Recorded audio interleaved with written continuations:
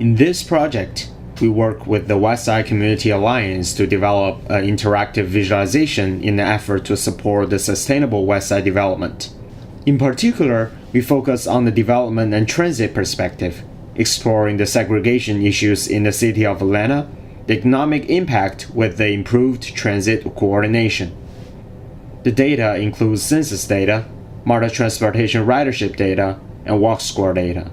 The target users of the visualization are community stakeholders, researchers, local government agencies, and relevant foundations.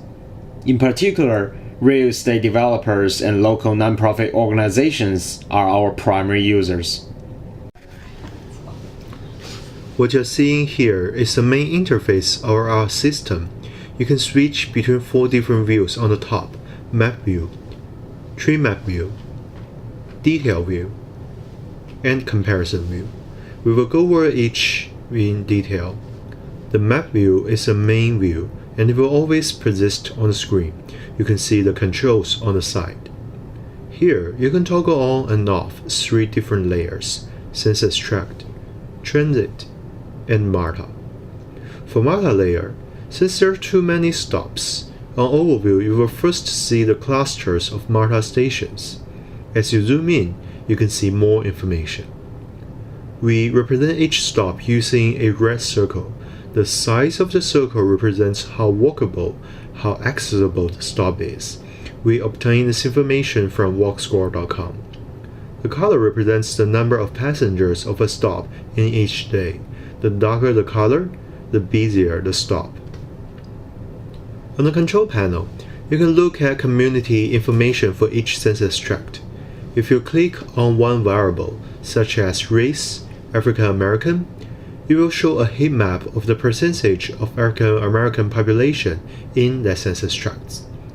You can see Atlanta is very segregated. Now, if you open up the tree map view, you can see the number of African American population of each census tract represented in the tree map. If you hover on a census tract on the tree map, the corresponding census tract will also be highlighted on the map view. Now, if you click on a census tract and go to the detail view, you can look at all the detailed information of that census tract represented in multiple visualizations. You can also use the filter panel to find the census tracts you are interested in. To achieve this, you can adjust the sliders of one or more variables. For instance, say you want to find a census tract that have both a high poverty rate and a high vacancy rate. You can first adjust the slider for poverty to 30%. Then all matching census tracts are highlighted on the map. Then you can also adjust the vacancy slider to 30%. As you can see, the highlighted census tracts are mainly from the Westside community. Next, if you continue adjusting the slider for vacancy up to 35%, there are 3 census tracts left. Here, you can click on the Compare button to compare these census tracts. As you can see, these census tracts are mostly similar, but there are also some differences, such as age composition. For example, the government wants to implement a free diary program for children in low-income families in Metro Atlanta. They want to know which location is the best place to implement this program. Therefore, Adam, a government representative, first uses the filter function and see which census tracts have more than 30% of families in poverty. And then, he uses the filter under the age to see which census tracts have more than 10% of children. After that, he can get the census tracts that are in poverty and have more children than other census tracts. After that, he can zoom in to see the transportation situations of these census tracts. He adds the MARTA layer and finds out there are several census tracts whose walk score is extremely low. This means it is very hard for families living in these census tracts to get access to grocery stores. Therefore, launching the free diary program for children in these census tracts will be a more reasonable idea.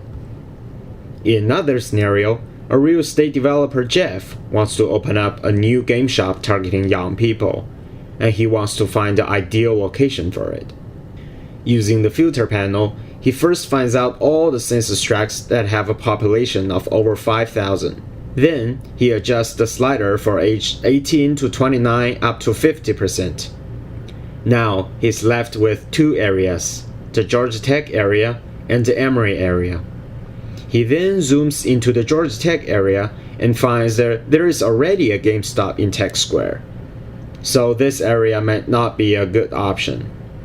He then moves to the Emory area, zooms in, turns up the MARTA layer, and finds out a few locations that are quite accessible by public transportations. Therefore, he decides to open the game shop in that location. This is our system. Welcome to Explore.